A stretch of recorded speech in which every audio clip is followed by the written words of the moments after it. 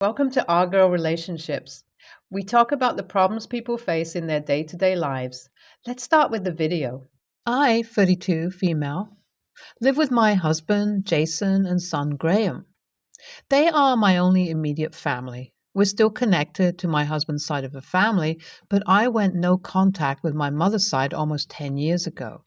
My mother gave birth to me when she was 15. I never got to meet my father. My mother was not physically or mentally ready to raise a child. Abortion was not an option for her because she openly condemned it as a sin.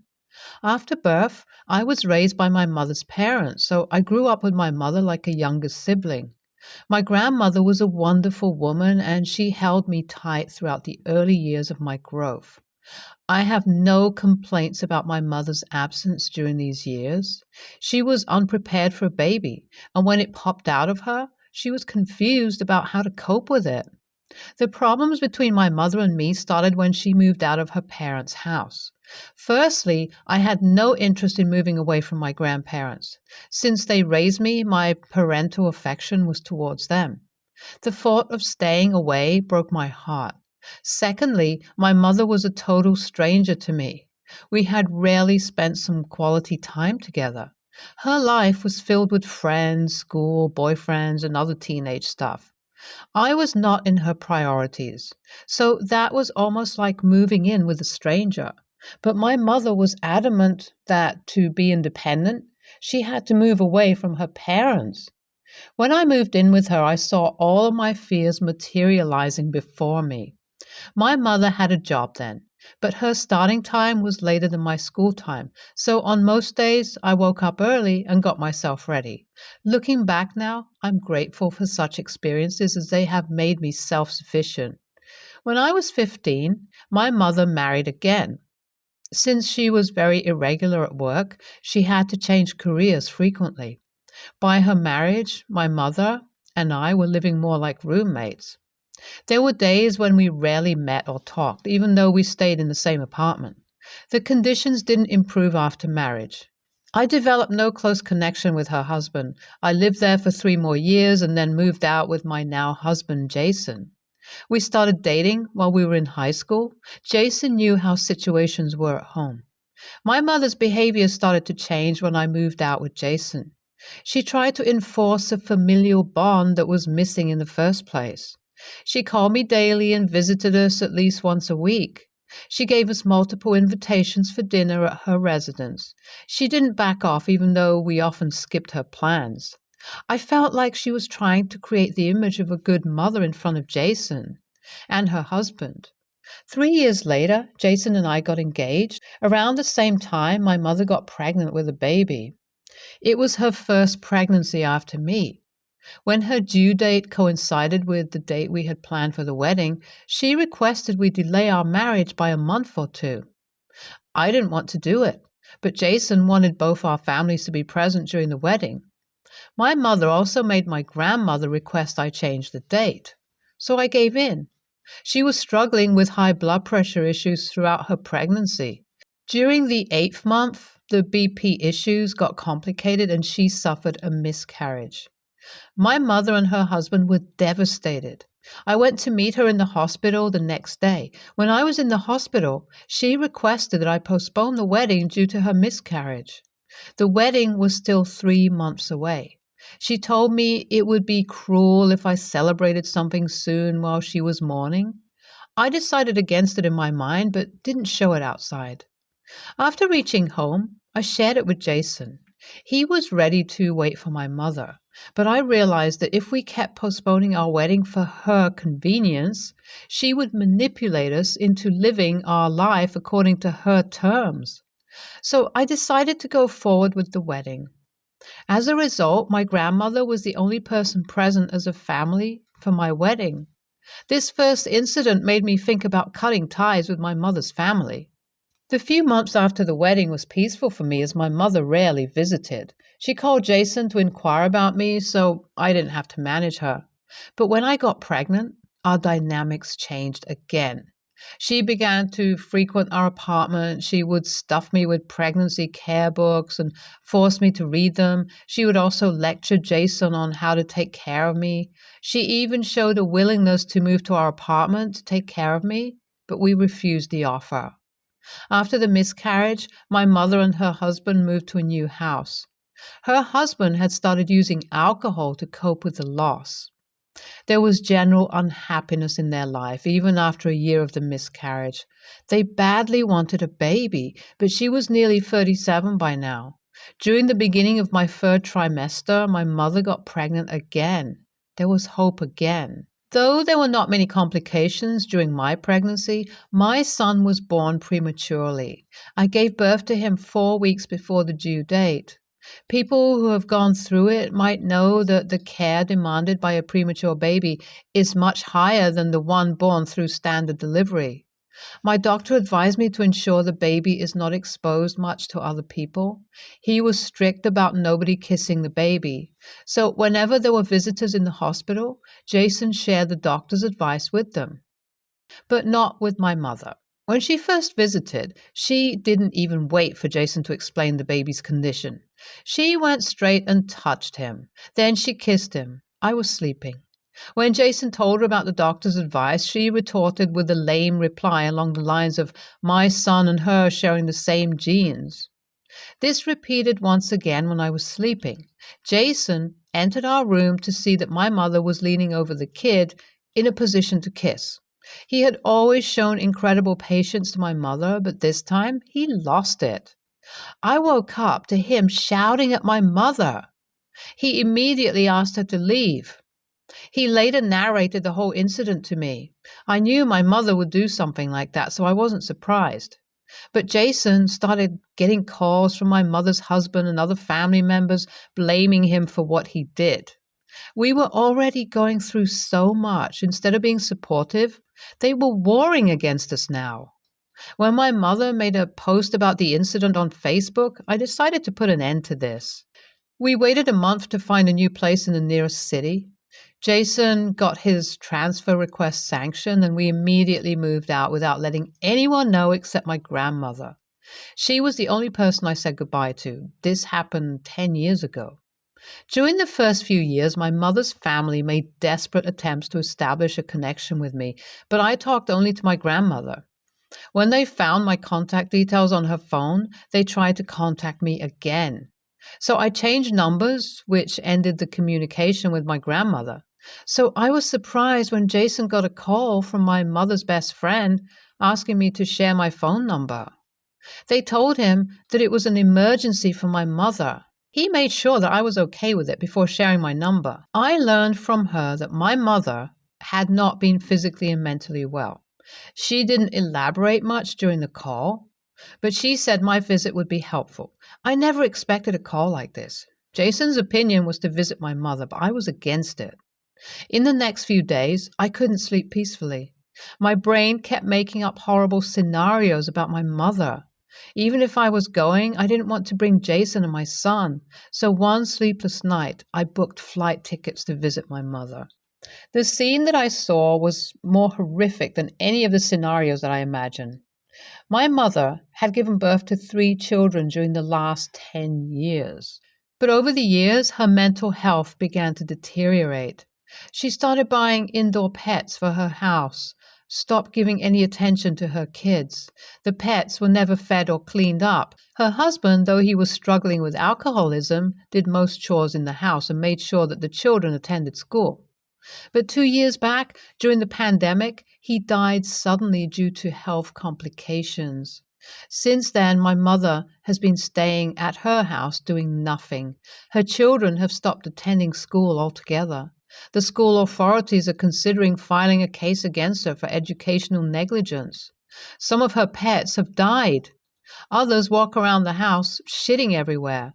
My mother rarely leaves her bedroom. Her children stay up all night with her watching TV, then they sleep through the day. My mother's best friend had tried for a few weeks to get the children to school. She took a few days off from work to do this, but after she stopped, the children stopped going to school again. Her children had no social or communication skills. They called me here to intervene somehow. My mother kept lying to them about everything. I visited the house when my mother was sleeping during the day. Her best friend had an extra key. I couldn't stay there for a full minute without puking from the stench of piss and shit. Immediately after coming out of the house, I called Jason and cried out loud. I felt guilty for leaving her alone like that. I felt responsible for her condition. Am I the AH for going no contact with my mother, which may have triggered some mental illness in her? I tried to visit her while she was awake, but she denied my existence, saying she only had 3 kids. The condition of the kids is also pathetic. I'm battling in my mind the urge to call CPS on her. After constantly trying for a week, my mother has given me some space. I couldn't even recognize her at first. She's mentally sick, but doesn't take my advice to meet a doctor. She is in complete denial about everything. I communicated with Jason my plan to stay someplace close to my mother's for a few weeks to take the children to school regularly. That's my plan, as of now. I took the children regularly to school and brought them back. Her best friend and I tried to clean the place as much as possible, but the stench didn't go away. I even gave my mother money to buy cigarettes. She had cut ties with my grandmother, blaming her for stealing my love and affection, so there's nothing she can do here. After doing this for 2 weeks, I asked my mother to continue taking the kids to school. But the last I checked, the kids were not in school continuously for the past 4 days. So today, I recognize that this requires an intervention from the side of the state. I had photos of her house in my gallery and more evidence. I didn't ask anybody's advice, but directly reported this to CPS. It will be hard on my mother, but she left me with no choice. She has been notified about this. I feel like that's the only option left now for the safety of the kids and the mental health of my mother. NTA, your mother recovered from the trauma of turning a teenage mother very late. After that, she might have tried to enforce a relationship between you two, but the ways she used to establish that connection were regressive. You did the right thing by going no contact. NTA, she might have experienced an impact when you left, but don't blame yourself as the cause of this.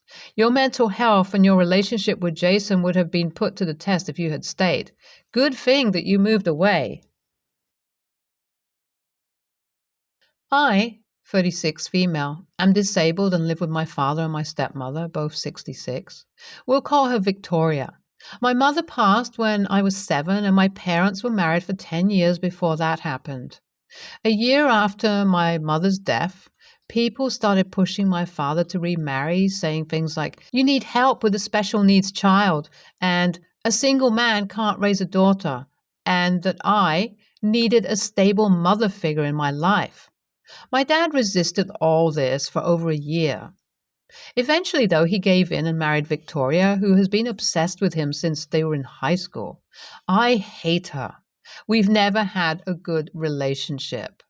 She hates that I look like my mother, and she hates that I'm his only child. She hates that he only married her because of me, and most days I think that she hates that I breathe. With my disability, I can't drive, and I move with a cane on most days. I take a few extra seconds to process. Victoria calls me slow, and in general, just take a little longer to do things. This past Saturday, I was due at the library for my twice-monthly D&D session, and my dad was unfortunately stuck in an emergency call at work, so Victoria took me to the library. While I was leveling to take on Strahd, she was spinning her own tale about what a good stepmom she was to the librarian and a few other ladies. I ignored it even though I was really wishing my bard was a barb so I could rage out. As everything was winding down, one of the ladies who had stopped to talk to her was saying about how my daughter should aspire to be as good a stepmother as Victoria was. After nearly 5 hours listening to her version of our lives, I just snorted and said, "No one should aspire to be a stepmother who destroys her stepdaughter's cross-stitch, steals her predecessor's jewelry, and constantly belittles her stepkids." What I didn't know was that my dad, not knowing that Victoria had stayed, had gotten home, and knowing I would need picking up, came in the back just as I let loose. Victoria is now saying that I caused the big fight they had, that I am a horrible person, that she has tried everything she can think of to make me like her, and that I just want my father to be alone. The gossip spread at her and Dad's church, and Dad's been sleeping on the couch. I didn't lie, and I do hate her, but I see Dad sleeping on the couch and hear the arguing, and more than one person has said I'm ungrateful. So, AITA? Called her out for lying, protected yourself and possibly Dad, and made everyone realize the abuse she's put you through. Quite honestly, great job.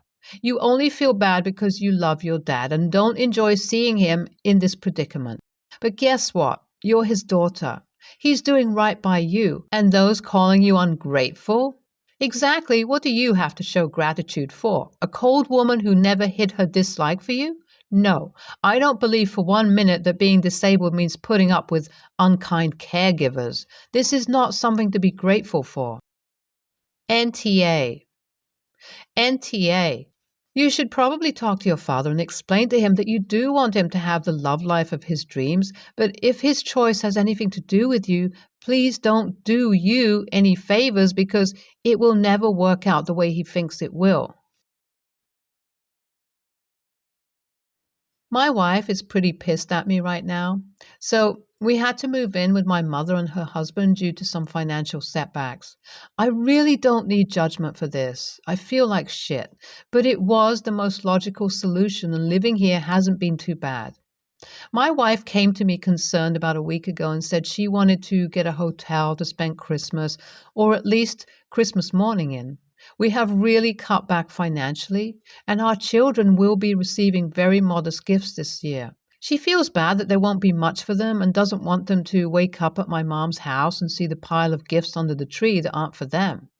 I gently explained that hotel costs a lot of money, especially for Christmas. We've been saving and doing so well, and I really don't want to spend the money. She even said we could come back and do Christmas dinner with my family, but she doesn't want the kids there in the morning. I explained that I feel like that is ultimately unhealthy and we can't shield them from reality, and really Christmas shouldn't be about gifts. Here is where I might be the a-hole. My wife brought it up again in front of my mom, and my mom chimed in about how nice that would be for her, and she would love to have Christmas morning alone with her husband. I immediately felt mortified because I don't want to be somewhere I'm not wanted. My mom has also done a lot for us and doesn't ask for anything in return, so I felt even worse that she just wanted to be alone on Christmas morning. I told my wife, in private, that I would consider it, and she blew up. She said it made her feel like shit and that I would do it for my mom and not her, and that I'm being cheap and a mama's boy, and we shouldn't be spending money to make my mom happy. YTA. You would pay money for your mother who doesn't need financial support to stay in a hotel, but not to give your wife and kids a break. That's not very nice to your wife. NTA. You guys are in a financial crisis and are technically homeless. A hotel on Christmas isn't a necessity. This ideology that everyone deserves an amazing Christmas is why so many people are crippled with debt. Sometimes you have to make hard decisions in the best interest of your family. Now, the hard part, your wife is a problem. Calling you cheap when you guys clearly don't have disposable money. Also, the mama's boy comment is childish. She needs to understand that even after your mom's suggestion, you still don't want to fork out the money, but are forced to do so out of guilt and embarrassment. Maybe explain how you want your kids to enjoy their Christmas, but you aren't willing to jeopardize their future for it. Your wife has good intentions, but possibly a nearsighted outlook on the future. Just because you can afford something doesn't mean you can actually afford it. Also, it seems like a lot of people believe you are caving and paying for a hotel for your mom to stay in. Also, wife is kind of toxic for bringing it up in front of your mom. Completely calculated decision. It's sad that it actually worked, and now she's pissed that she might get her way. Huge red flags for me. But I'm only judging this one situation filtered through your eyes.